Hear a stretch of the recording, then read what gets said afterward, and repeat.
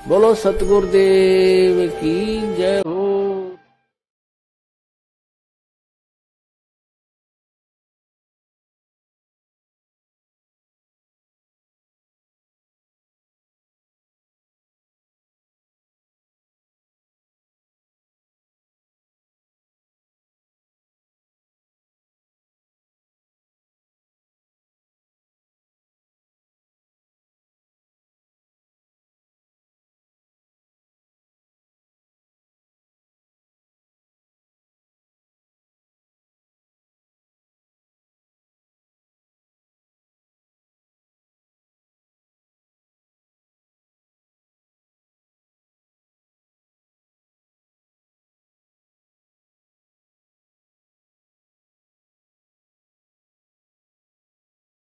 मालिक का ये पूर्ण मिशन है। मालिक चाहते हैं कि सब एक बने और मालिक एक बनाने के लिए ही सारे धर्मों के ऊपर उन्होंने व्याख्यान दिए हैं। परमात्मा ने सबको एक करने के लिए। तो अब हमारे गांव राजगढ़ में एक हरिजन समाज है, वो बंगी समाज से है, वो भगत बना। अब हम उसके यहाँ भोजन भंडारा नहीं करेंगे तो आप बताओ जाति टूटेगी क्या? तो मालिक का मिशन फेल हो रहा है ना। आप भंडारा बंद करवा रहे हो। अरे भंडारा से तो जाति टूटेगी। जाति कैसे टूटेगी? हम एक कैसे बनेंगे? ये आज ये भील समाज के यहाँ सत्संग हुआ। आप कोई पाटीदार है, कोई मारू है, कोई लोधा है, कोई सिरवी है, कोई ब्राह्मण है, कोई किस समाज से, सब ऊंची समाज से भी आए। आपने यहाँ भोजन भंडारा करा तो ये परमात्मा के मिशन को सफल बनाया आपने। विष्णुदास को हमने अरदास लगाई थी कि विष्णुदास आपने हम हमेशा परमात्मा के साथ रहे और अब भी हम परमात्मा के साथ है। आप राजगढ़ में एक पुस्तक है, उसके ऊपर आप डिपेंड करो। ये पुस्तक हमारे पास आई है, बरवाला के सच्चाई का षड्यंत्रकारी उनका भाई, ये पुस्तक आई है, आप इसके ऊपर डिपेंड करो। अब हम तो इतने जानते नहीं कहा तो मैं क्या, अपन 1 करोड़ 1.25 करोड़ मालिक के भगत है और एक पानी पत्ता सा बेचने वाला पवन दास, एक 1.25 करोड़ भगत को एक पवन दास नहीं मान रहा तो अपन ने क्या बाढ़ जो क्या ज्ञान सीखा? अपन ने क्या सीखा? सारे मिलकर राष्ट्रपति से शिकायत करो। सारे के सारे अपन पेशी पे तो जाते हैं, एक बार राष्ट्रपति के पास चले जाओ उस पवन दास के विरुद्ध में। है एक पानी पता से बेचने वाला, एक पानी पता, मतलब सच्चाई से डर लग रही उनको। एक आदमी सच्चाई, मालिक ने कहा है कि चोर चुरावे तुमड़ी गाड़े पानी माई, जो गाड़े जो ऊपर आवे। एक भगत से सच्चाई को ऊपर ले आए। आप 125 करोड़ हर धर्म के लोगों को, हर मजहब के लोगों को आप डिबेट के लिए चैलेंज देते हो। एक भगत ने आपको चैलेंज दिया, आपकी थर कांप रहे, आपका डर पोग हो रहे, आप कायर बन गए, आपकी चोरी आप सब जगत के सामने जा रही, आप डर गए। चोर कभी मारता नहीं है भक्तों, चोर कभी नहीं मारता है। पर चोर को कह दो कि मैंने तेरे को पहचान लिया है, फिर देखो आपकी खाल खींच देता है। फिर दुनिया का कोई डॉक्टर आपको सुधार नहीं सकता है, ऐसा मारता है वो चोर। नहीं तो चोर कभी मारता नहीं है। पर आपने कह दिया कि ये मैनेजमेंट वाले चोर है तो ये सारे मारने लग गए। आज देखो, आज यहाँ पुलिस के पास चले गए थे, काय के लिए चले गए थे? क्योंकि इनकी पोल उजागर हो जाएगी, हमको फिर दुनिया दौड़ा के मारेगी, सच्चाई सामने आ जाएगी। चोर को अपन पहचान लिया ना कि ये चोर है, तो चोर क्यों नहीं मारेगा भाई? चोर का स्वभाव है, चोर मारता नहीं है कभी भी। ये भगत कहाँ है? अगर भगत होते नहीं आते, भंडारा करते और मालिक की चर्चा करते। अब मालिक के कोई चर्चा कर ही नहीं सकते। अब उनको चर्चा कहाँ करी? चौकी पे गए, पुलिस थाने में गए, उनको दबाव बनाया, वहाँ गए। मालिक के पास कोई आया? एक भी मैनेजमेंट वाला आया तो बताओ, भाई गवा दो मैनेजमेंट वाला आया, क्यों नहीं आया? वो यहाँ मालिक का काम नहीं हो रहा था क्या? चोर है ना, तो चोर क्यों डर रहे मालिक से? क्यों डर रहे? सच्चाई से क्यों डर रहे? आओ ना, यहाँ बंदगी करो ना, यहाँ मालिक का ज्ञान चर्चा करो ना और मालिक को छुड़ाने की बात करो ना। आप क्यों अलग बता रहे इनको? क्यों आप चोर हो? ये सत सेवकों ने चोर को पहचान लिया और इन सत सेवकों ने कहना चालू कर दिया कि मैनेजमेंट वाले चोर है, मैनेजमेंट वाले चोर है। तो चोर तो मारेगा भाई। चोर तो चोर का स्वभाव है, चोर मारता कभी नहीं है। पर आप कह दोगे कि हमने आपको पहचान लिया, फिर आपको मारेगा वो, जान से भी मार देगा। क्यों? हाँ, क्यों? उनको भी डर है, दुनिया हमको मार देगी, हम इनको नहीं मारेंगे, दुनिया हमको मार देगी। रगड़ा ये है, तो सच्चाई ये है ओरिजिनल। तो सर जी ये बताइए, मैनेजमेंट लोग तो कहते हैं गुरुजी का आदेश आता है, गुरुजी का आदेश आता है। भगत जी, गुरुजी का आदेश कभी 4 युग का एक प्रमाण भी दे दो आप 4 युग का कि भंडारा मत करो। हमने विष्णुदास जी से कहा था, मैंने खुद कहा था विष्णुदास जी आपने शाक पूरी हलवा खोपरा पाक गुलाब जामुन बनाते थे, तो आपने बोला ठीक है। फिर आपने कहा कि मालिक का आदेश नहीं है शाक पूरी रखो, तो हमने शाक पूरी रखी। फिर आपने कहा शाक पूरी का आदेश नहीं है दाल चावल रखो, तो हमने दाल चावल का भंडारा करते थे। फिर आपने कहा दाल चावल का आदेश नहीं है पोया का आदेश है, तो हमने पोहे रखे थे। और फिर आपने पोहे भी बंद करवा दिए। और फिर आपने कहा कि अब चाय बिस्कुट से, अरे भाई चाय बिस्कुट से कैसे भंडारा होगा, कैसे होगा? हमारे आदिवासी लोग तो चाय बिस्कुट तो खाते नहीं है। बच्चे आते हैं बिस्कुट डुबावे, 4 बिस्कुट दे, 4 बिस्कुट में मुंडाम लेता दे, आधु बिस्कुट तो नीचे पड़ी जाए। अब खाए 4 बिस्कुट में 1 बिस्कुट खाए और सत्संग सुनवा नहीं दे। तो हमने विष्णुदास जी से, मैंने खुद कहा विष्णुदास जी से कि 2 रुपए किलो हमको चावल मिलते हैं सरकार की तरफ से, 2 रुपए किलो चावल मिलते हैं, 1 रुपए किलो हमको गेहूं देती है सरकार, हमें ये भंडारा करने के लिए दे दो। हमको ये चाय बिस्कुट का मत क्यों भाई, धाके तो खा लेंगे हम, तो बच्चे हमारे और सत्संग भी बढ़िया सुनेंगे। तो अगर 2 रुपए किलो बिस्कुट मिलते हैं तो आप ट्रकों बंद भेज दीजिए, हम उल्लंघन नहीं करेंगे। अगर 2 रुपए किलो शक्कर मिलती है आप ट्रकों बंद भेज दीजिए, हम कोई उल्लंघन नहीं करेंगे। अगर 2 रुपए किलो चाय पत्ती मिलती है आप ट्रकों बंद भेज दीजिए, हम कोई उल्लंघन नहीं करेंगे। हम कोई उल्लंघन नहीं करें, हम कोई आज्ञा तोड़ना नहीं चाहते, लेकिन आप हमको मजबूर बनाते हैं, हमारा पेट काटते हैं और हमको गुरु जी से दूर करवा रहे हो। सर जी यहाँ सत्संग हो रहा था तो ये रोका गया यहाँ ये रोकने के लिए आए थे। मालिक का सत्संग यही रोक रहे हैं। मालिक का भंडारा, एक बेटा मालिक का भंडारा करवा रहा और एक बेटा रुकवा रहा। चोर कौन है बताओ, चोर कौन है? रुकवाने वाला चोर है, करवाने वाला चोर नहीं है। धर्मात्मा कौन है? भंडारा कराने वाला धर्मात्मा है, भंडारा रुकवाने वाला पापी है और महापापी है। और पापियों का सर्वनाश होगा, इसी धरती पे होगा और हमारे सामने होगा, जरूर होगा। क्योंकि रावण का भी अंत हुआ था, कंस का भी अंत हुआ था, दुर्योधन का भी अंत हुआ था और अब इनका भी अंत होने वाला है। इनकी लड़ाई कोई सत्सेवकों से लड़ाई नहीं है, इनकी लड़ाई कोई लूणा भगत से लड़ाई नहीं है, इनकी लड़ाई डायरेक्ट परमात्मा से लड़ाई है इनकी। और परमात्मा इनको ऐसा निपटाएगा। अब ये डर गए हैं, ये डर गए हैं, इनके पैर के नीचे की जमीन खिसक गई है। ये हमने क्या कर दिए है, हम ये क्या कर रहे हैं? ये मरने में भी नहीं बचेंगे। इनके बच्चों को, इनके परिवार को कोई धूप देने वाला नहीं मिलेगा। नहीं तो देख लो रावण और कंस, इनके परिवार में कोई धूप देने वाला नहीं रहा। इनकी लड़ाई कोई लूणा भगत से नहीं थी, इनकी लड़ाई किसी और से नहीं थी, इनकी लड़ाई केवल परमात्मा से थी।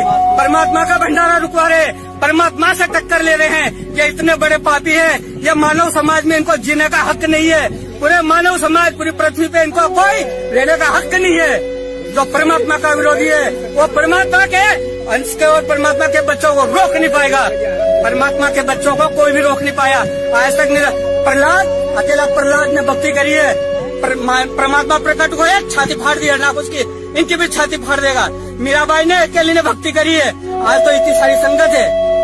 ये लूणा भगत के भाग्य है, इनके पुण्य है, तो यहाँ इतनी संगत आई है। और कहाँ से आई है? ये सब मालिक के बच्चे हैं, ये सब मालिक के बच्चे हैं और मालिक के लिए ये लड़ना चाहते हैं और मालिक के लिए मर मिटना भी चाहते हैं। पर पापी तुम्हारा क्या होगा? तुम्हारा क्या होगा पापियों?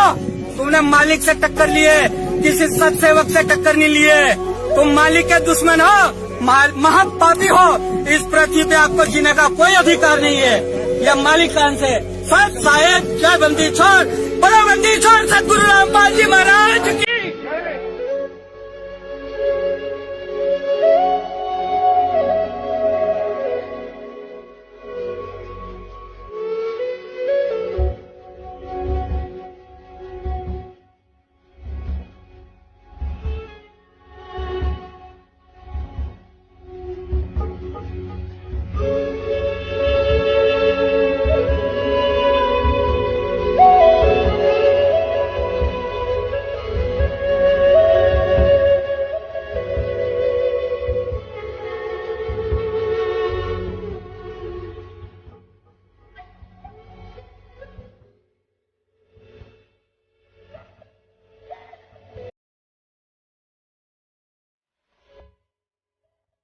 बंदी छोड़ सतगुरु रामपाल जी महाराज जी की जय हो। परमात्मा की सभी प्यारी आत्माओं को पवनदास जयपुर वाले का सत साहेब। पुण्यात्माओं, आज आपको एक छोटी सी कहानी सुनाते हैं। करबद्ध प्रार्थना है अंत तक ध्यान से सुनना, क्योंकि किसी भी कहानी का अंत उसकी मोरल होती है। यह कहानी आपको वह सब कुछ समझा देगी जो कि लाखों की संगत पिछले 4 साल से नहीं समझ सकी। दिल्ली शहर में एक वकील रहता था, नाम था केपी सिंह। बहुत ही दिग्गज वकील था।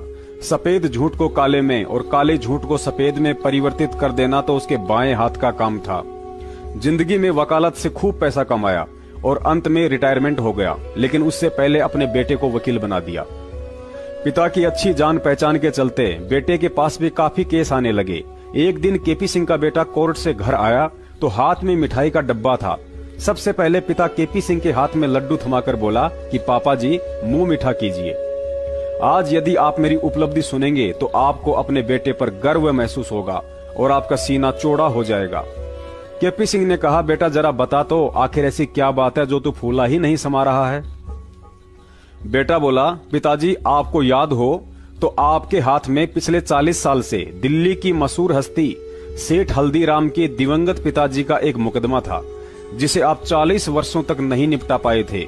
लेकिन आज आपके बेटे ने उस केस में दिवंगत सेठ हल्दीराम के बेटे की जीत करवाकर उसे न्याय दिलवा दिया है।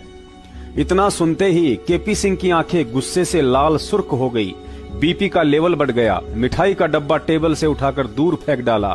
साथ ही एक जोरदार तमाचा अपने बेटे के गाल पर जड़ दिया और बोला, नालायक गधे, तुझे इतना ही नहीं पता कि जिस हल्दीराम के केस में आज तूने उसके बेटे को न्याय दिलवाकर उस फाइल का गला घोट दिया है, उस मुकदमे के पीछे तो मैंने तेरी 4 बहनों की एक से एक घरों में शादियां कर दी।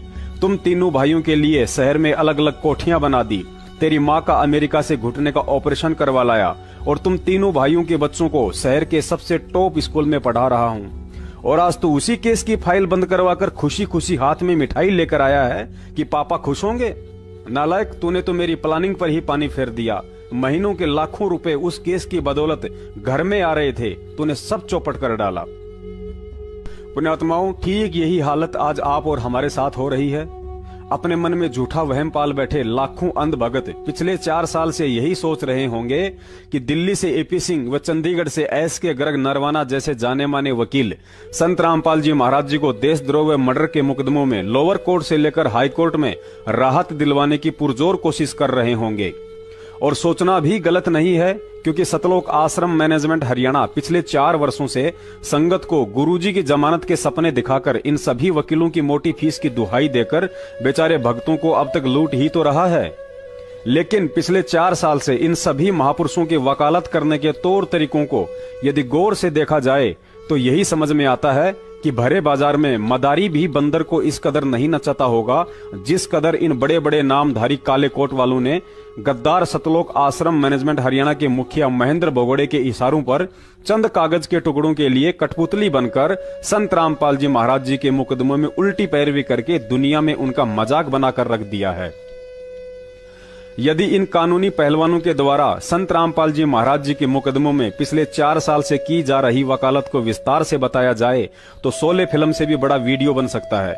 लेकिन समय अभाव के चलते इनकी कुछ करतूतों को संक्षेप में आप जी के सामने रखने की कोशिश करते हैं। फिर भी 1 घंटे से ऊपर का वीडियो बन जाएगा। निवेदन करता हूं, धैर्य रखें और इसे अंत तक देखें। सबसे पहले तो आपको एक हकीकत से परिचित करवा देते हैं कि ये जितने भी काले कोट वाले हैं कागजों में अवश्य संत रामपाल जी महाराज जी के वकीलों के नाम से जाने जाते हैं, लेकिन असल में पिछली 4 साल से बचाव और पैरवी इनको मुंह मांगी मोटी रकम देने वाले सतलोक आश्रम मैनेजमेंट के मुखिया अर्थात निर्दोष संत रामपाल जी महाराज जी के छोटे भाई महेंद्र भगोड़े व उसके कुछ साथियों की कर रहे हैं। 4 साल से देशद्रोह के मुकदमे में भगोड़ा घोषित होने के बाद भी यदि आज तक महेंद्र कानूनी शिकंजे से बचा हुआ है तो वह मेहरबानी अंधी संगत का करोड़ों रुपया और इन वकीलों की है।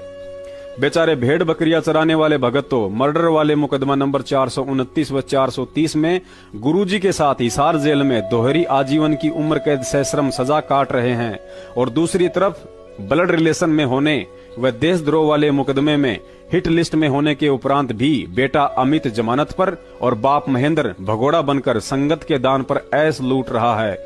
तो केवल अंध संगत के पैसों व इन्हीं दिग्गज समझे जाने वाले वकीलों की मेहरबानी से सत्सेवकों ने बार बार वीडियो डालकर इस गुरु गद्दार सतलोक आश्रम मैनेजमेंट और इनके दिग्गज वकीलों को बरवाला कांड पर तथा इनकी पैरवी के तौर तरीकों को लेकर टीवी चैनल पर डिबेट के लिए न्योता दिया था, लेकिन सामने नहीं आते हैं क्योंकि मैनेजमेंट की तरह इन्हें भी अपनी कमजोरियों का बखूबी मालूम है। चलिए कोई बात नहीं, पुरानी कहावत है कि बकरे की मां कब तक खैर मनाएगी। आखिरकार संत रामपाल जी महाराज जी के मुकदमों में आज इन वकीलों का सफेद झूठ सबके सामने रखने का समय आ ही गया है। जब संत रामपाल जी महाराज जी के निमंत्रण पर कोई भी धर्मगुरु ज्ञान आधार से आध्यात्मिक ज्ञान चर्चा के लिए सामने आने की हिम्मत नहीं कर पाया, तो महाराज जी ने उनके प्रवचन व इंटरव्यू को आधार बनाकर समाज में उनके पाखंड की पोल खोलनी शुरू की। ठीक उसी पैटर्न पर आज सतलोक आश्रम मैनेजमेंट के कानूनी अंगरक्षक सुप्रीम कोर्ट के वकील एपी सिंह व गिरीश दास दिल्ली से, जो कि वकील भी है और भगत भी है, कुछ महीने पहले हरियाणा न्यूज चैनल पर इन दोनों वकीलों, हरियाणा सरकार के प्रतिनिधि त्रिवेंद्र सैनी व दिल्ली से किसी शिवपाल नाम के भगत की डिबेट दिखाई जा रही थी। उस डिबेट में सरकारी प्रतिनिधि त्रिवेंद्र सैनी की बरवाला कांड को लेकर कमजोर जानकारी के चलते इन दोनों वकीलों ने उस 1 घंटे 14 मिनट की डिबेट में जमकर झूठ के चौके छक्के लगाए थे। लेकिन शायद ये दोनों पहलवान भूल गए थे कि परिवर्तन इतिहास का अटल नियम है और उसी डिबेट पर कभी तुम्हारी झूठ के भी चौके छक्के लग सकते हैं। इस पहले वीडियो में सुनिए इन दोनों वकीलों की सीरियल वाइज झूठ और उवाबाई। इस वीडियो में गिरीश दास ने सरकारी प्रतिनिधि त्रिवेंद्र सैनी को यह बात कहकर दबा डाला कि जब सरकारी डॉक्टर्स के पैनल ने संत रामपाल जी महाराज जी को 19 नवंबर 2014 तक कंप्लीट बेड रेस्ट की सलाह दी थी, तो प्रशासन ने उन सरकारी वकीलों के मेडिकल सर्टिफिकेट को ना मानते हुए क्यों एक दिन पहले ही अर्थात 18 नवंबर के दिन ही संत रामपाल जी महाराज जी को गिरफ्तार करने के लिए सतलोक आश्रम पर अटैक कर डाला। उसके बाद जनाब एपी सिंह ने भी यही आरोप लगाया कि संत रामपाल जी महाराज जी आश्रम में ही थे, वे कोई चाइना या नेपाल के बॉर्डर से भाग तो नहीं रहे थे, वे कोई आतंकवादी तो नहीं थे। फिर ऐसी क्या वजह थी कि प्रशासन ने 19 तारीख के बजाय 18 तारीख के दिन ही आश्रम पर अटैक कर दिया? एक और दिन क्यों इंतजार नहीं किया?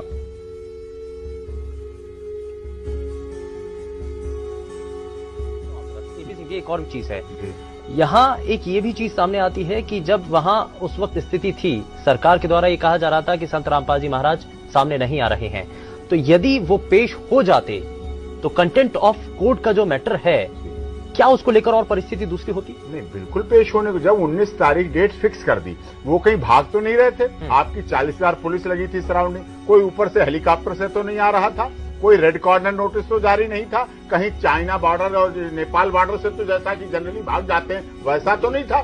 जब आपको पता है पेशेंट हैं, आश्रम के अंदर हैं, आप तो टाइट रखें, बाहर सिक्योरिटी आपकी टाइट, बहुत अच्छी बात। पुण्यात्माओं, यह सच हो सकता है कि संत रामपाल जी महाराज जी को सरकारी डॉक्टर्स के पैनल ने 21 नवंबर तक आराम करने की सलाह दी हो, लेकिन काल को चैन कहा था कि 21 तारीख के दिन संत रामपाल जी कोर्ट में उपस्थित होकर वापस आ जाएं और दोबारा से आश्रम में पहले की तरह सत्संग शुरू हो जाए।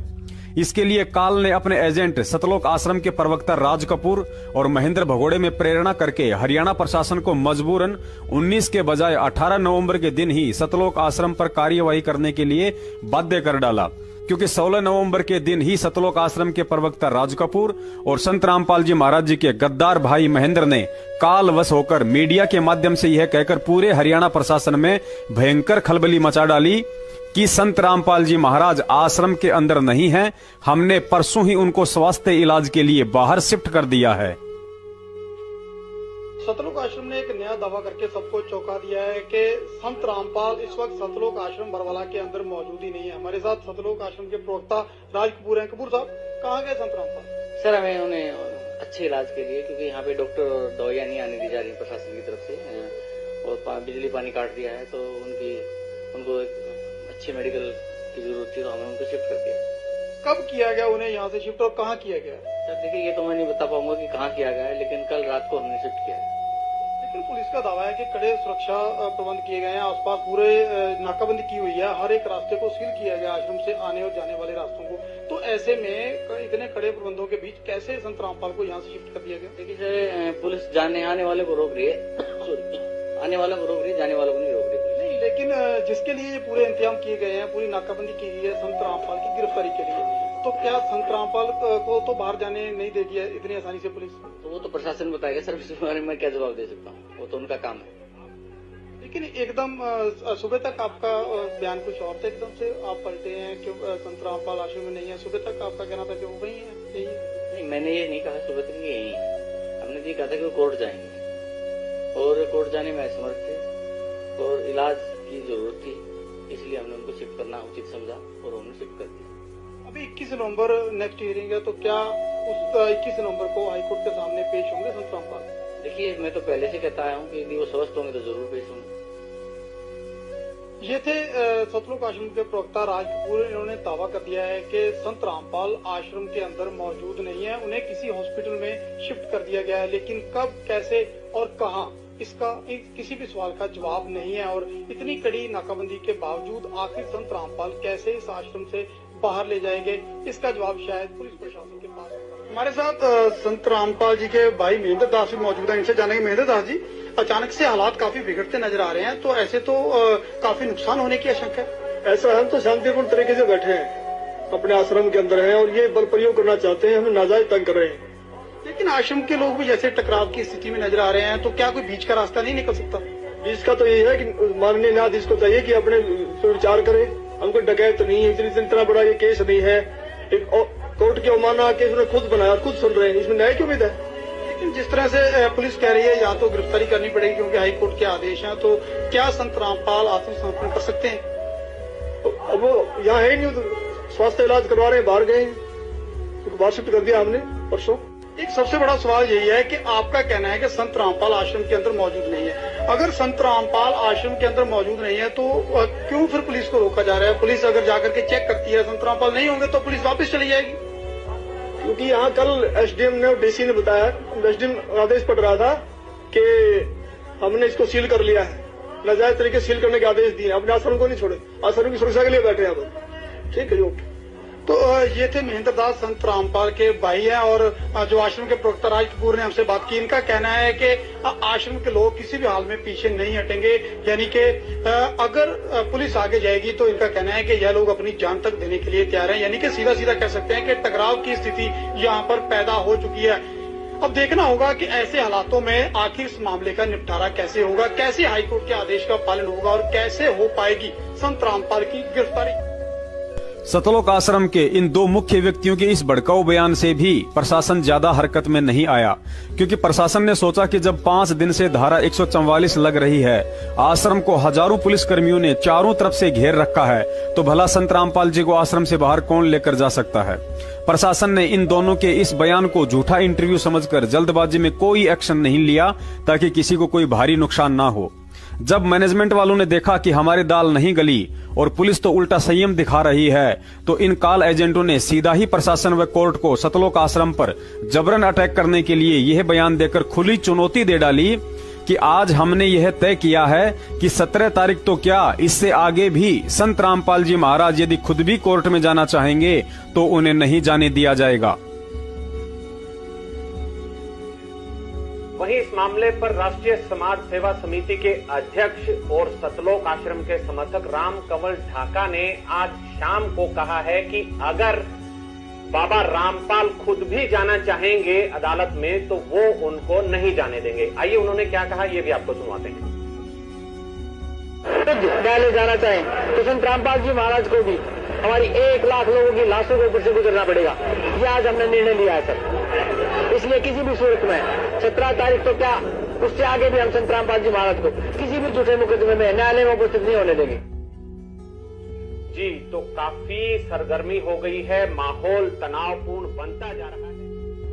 पुण्यात्माओं, इस बयान को सुनने के बाद प्रशासन के पास 19 तारीख तक इंतजार करने वाले सारे ऑप्शन स्वतः ही खत्म हो जाते हैं, क्योंकि सतलोक आश्रम मैनेजमेंट के प्रवक्ताओं ने स्पष्ट कर डाला कि ना ही तो आज और ना ही आज से आगे संत रामपाल जी को किसी भी कीमत पर कोर्ट में हाजिर नहीं होने दिया जाएगा। तो फिर प्रशासन क्या मूर्ख है जो 40,000 पुलिस फोर्स को लेकर सर्दियों में 19 तारीख तक का इंतजार करेगा, क्योंकि मैनेजमेंट के बयान के अनुसार तो 21 नवंबर को भी आश्रम की तरफ से यही ठेंगा दिखाया जाना था। अतः अब इन दोनों वकीलों की मोटी बुद्धि में यह बात घुस जानी चाहिए कि यही वो मुख्य कारण था जिसकी वजह से हरियाणा प्रशासन को ना चाहते हुए भी 19 नवंबर के बजाय 18 नवंबर के दिन ही सतलोक आश्रम बरवाला पर कानूनी कार्रवाई करनी पड़ी थी।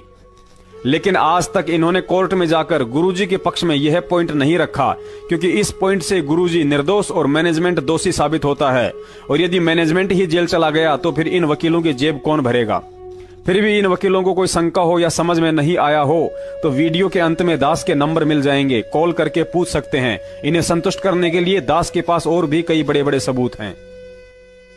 पुण्यात्माओं, अब आगे आप जो वीडियो देखेंगे उसमें त्रिवेंद्र सैनी जी ने कहा कि संत रामपाल जी पर कोर्ट की अवमानना का मामला था, लेकिन उन्होंने कोर्ट में हाजिर होने के बजाय उस मेडिकल सर्टिफिकेट की आड़ में कोर्ट जाने से बचने के लिए बच्चों व महिलाओं का जमावड़ा अर्थात ढाल बनाना शुरू कर दिया। साथ ही हथियारों का जखीरा भी जमा करना शुरू कर डाला।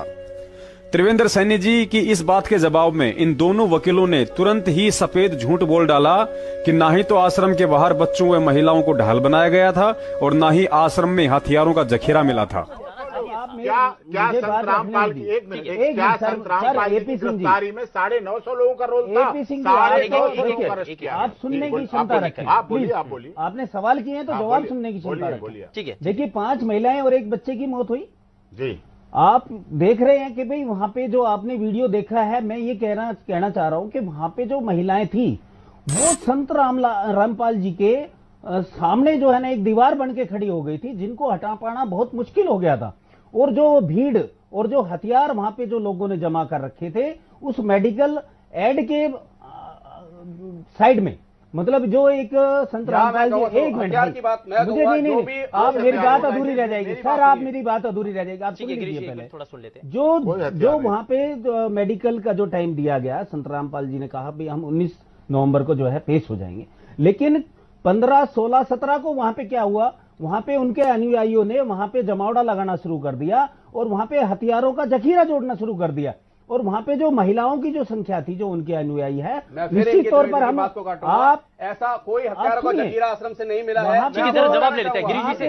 ठीक है त्रिवेंद्र जी, आपका जो सवाल है वो जरा जवाब ले लेते हैं गिरीश जी से। गिरीश जी बताना चाहूंगा, गिरीश जी यहाँ ये सवाल उठ रहा है कि हम आपकी बात नहीं काट रहे हैं, आप हमारी बात मत काटिए। आपको बोलने का पूरा अधिकार दिया गया, हमें भी तो सरकार का पक्ष रखना। हमारी सरकार निर्दोष है, रामपाल अनुयायियों के विरोधी नहीं है। झूठे आरोप लगाकर आप अपना पक्ष मत रखिए, आप बिल्कुल पक्ष रखिए, सच्चाई के साथ रखिए।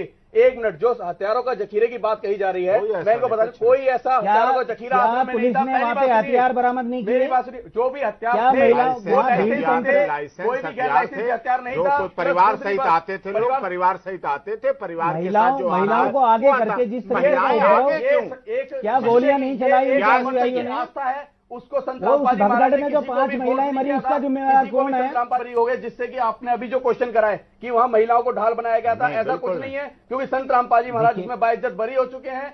वहां पर किसी भी महिला को, किसी भी बच्चे को कोई ढाल नहीं बनाया गया था। और रही बात हथियारों के जखीरे की, वहां पर ऐसा कोई भी, आप पुलिस रिपोर्ट देखिए ना, पुलिस रिकवरी रिपोर्ट देखिए कि कौन सा हथियारों का जखीरा। लगता है सतलोक आश्रम मैनेजमेंट की तरफ से इस झूठे प्रवक्ता गिरीश दास ने अभी नई वकालत शुरू की है। इसे वकील होकर अभी ढंग से झूठ बोलना भी नहीं आता है, क्योंकि उसके लिए भी टैलेंट की जरूरत होती है। कहते हैं ना कि नकल में भी अकल की जरूरत होती है। अरे भाई, वर्षों से एपी सिंह के साथ रह रहे हो, कम से कम इतना हुनर तो सीख लिया होता कि शब्दों के माध्यम से कौवे को कैसे बगुला सिद्ध किया जाता है। त्रिवेंद्र जी ने बिल्कुल सत्य कहा कि मेडिकल की आड़ में आश्रम के बाहर बच्चों व महिलाओं को ढाल बनाया गया था, क्योंकि मैं पवन दास उस घटना के समय वहां मौजूद था और इन बच्चों व महिलाओं को ढाल बनता देख उस समय पूरी दुनिया ने भी मीडिया के माध्यम से आंखों से देखा था। फिर भी तुम लोगों को इस डिबेट में झूठ बोलते हुए जरा भी शर्म नहीं आई।